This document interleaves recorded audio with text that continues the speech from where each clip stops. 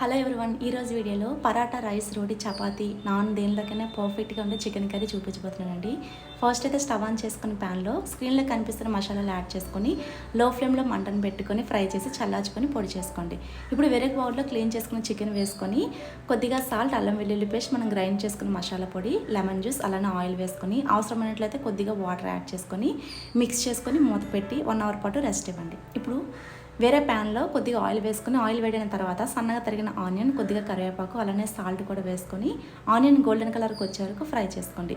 ఇప్పుడు మ్యారినేట్ చేసి పక్కన పెట్టుకుని చికెన్ కూడా యాడ్ చేసుకొని ఒకసారి కలుపుకున్న తర్వాత ఒక పావు కప్ వరకు వాటర్ యాడ్ చేసుకొని మిక్స్ చేసి మూత పెట్టి మంటను మీడియం టు లో ఫ్లేమ్కి అడ్జస్ట్ చేసుకొని మధ్య మధ్యలో కలుపుతూ ఒక 20 to 25 మినిట్స్ కుక్ చేసుకున్నట్లయితే చికెన్ చక్కగా కుక్ అయిపోతుందండి.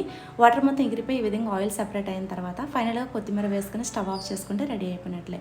వీడియో నచ్చినట్లయితే లైక్ చేసి సబ్స్క్రైబ్ చేసుకోండి. Thanks for watching. Bye bye.